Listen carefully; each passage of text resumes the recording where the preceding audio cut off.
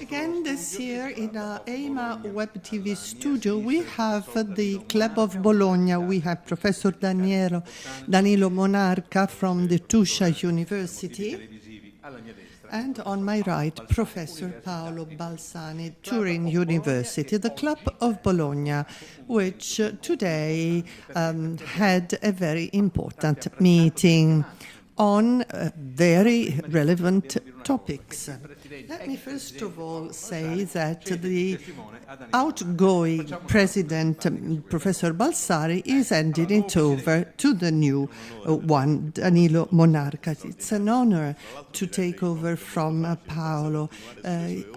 My task is going to be very easy, just following in his footsteps. I don't know if I'm going to manage, but I'm going to continue the tradition of a very prestigious tradition. In theory, a president should have a mandate of 6 years. Then, due to the COVID pandemic, we added 2, and it was high time to change, to follow the club's rules. Danilo has known the club for many years. He's been a member for many years. He is also internationally known. Well, I know you are special people on account of your knowledge of the topic.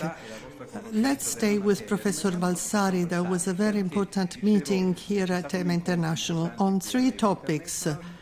Well, as in all our meetings of the Clubs of Bologna, we have 3 sessions.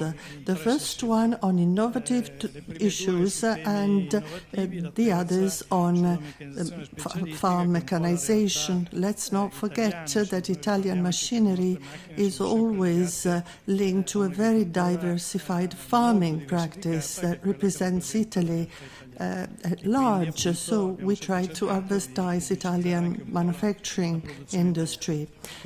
This year, the first 2 topics concerned. One was about the use of research funds by the manufacturing industry. How are the funds used? What are the requirements by the manufacturers? We found out that research funds are to be used for the development of new solutions, but of course they account for a very small part of the overall development of new technologies. But that's very important. Having funds from the EU Commission is always extremely relevant. The second point, also very relevant, is conservative agriculture.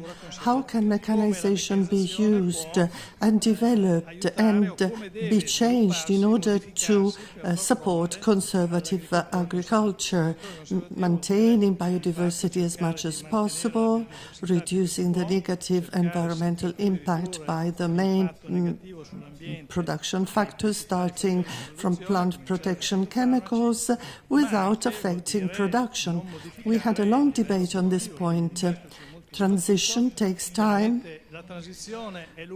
We cannot imagine switching from the current practices to conservative agriculture. It will take many years. I think that we are ready, but we need certainties in order to go which way to go to develop machines that can really meet these requirements. The third topic was about grassland farming. And here again, many important issues were raised. Italy and Europe have large extensions of grassland areas, 20 to 30% of the total surface. Globally, grassland farming accounts for over 60% of all cropland. So we're talking about an extremely important activity where we need to improve mechanization, we need to improve grassland harvesting techniques. A lot of produce is left on the ground, so we need to develop our techniques in the best possible way. Then you had an award. You recognized a number of researchers. The Pellizzi Prize is named after the founder of the Club of Bologna, Giuseppe Pellizzi, who was an extraordinary person that set the foundation for development of agricultural machinery. He was well known. We awarded 3 young researchers from robotics to sustainability in plant production, chemicals use, consumption reduction. Very young people that got very excited and moved by the award, and we were extremely proud of them. When you see a young person so curious and so much in love with this sector, that makes us very happy. I think they come from the East, yes, from American universities, 2 of them, and 1 working in Barcelona, at Barcelona University. But you know, they are from the Eastern world. They love Western universities, and they come to us to study. Well, the University of Tuscia, you know, you're doing a lot of work in this area. Yes, the Tuscia University is a small university, 45 years old this year, and we have been confirmed as a Department of Excellence in Italy, and we're the leading university in this area. Congratulations. There's so much talking at EMA about new opening markets, new markets in East Asia and Africa. The Club of Bologna used to talk about it many years ago. When it comes to mechanization, what can be done? Of course, things cannot be done overnight. You talked about the major gap. Some populations have very small plots of land, family-run, whereas in other countries you have extensive farming.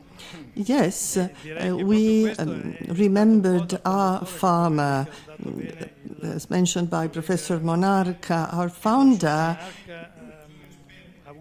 decided to get the world experts in mechanization together in the club. So we want to have experts from all over the world. Of course, we cannot only think about our own business or about Europe. We have to look at the future with a global approach. The future is global. So mechanization will have to play a different role in this developing and evolving countries. But in order to do so, we need experts from those countries. And this is a major advantage and the winning aspect in the Club of Bologna. Our next meeting will be held during the Agri-Levante exhibition in Bari, where we'll be dealing with mechanization in emerging countries. In the past, we used to call them developing countries, but they are now called emerging countries of Africa. So emerging countries, but also competitors for the Italian industry. So it's not just for us to look at them for the future. Yes, we have competitors with lower labor costs, but the quality of Italian mechanization is unchanged. Agricultural mechanization is an excellence in Italy, not only in terms of quantity. We cannot equal the United States, but we are able to be very flexible in providing solutions for every need. And we can do so also in countries facing major challenges like shortage of water, climate change, and the need to recover whatever is possible for food. And it's a major challenge. I will spend hours talking to you because I'm fully aware of the importance of what you do in our world. Unfortunately, I have to conclude this meeting. I'd like to thank Professor Danilo Monarca, the new president from the University of Tuscia, and Professor Balsari, outgoing president from Turin University.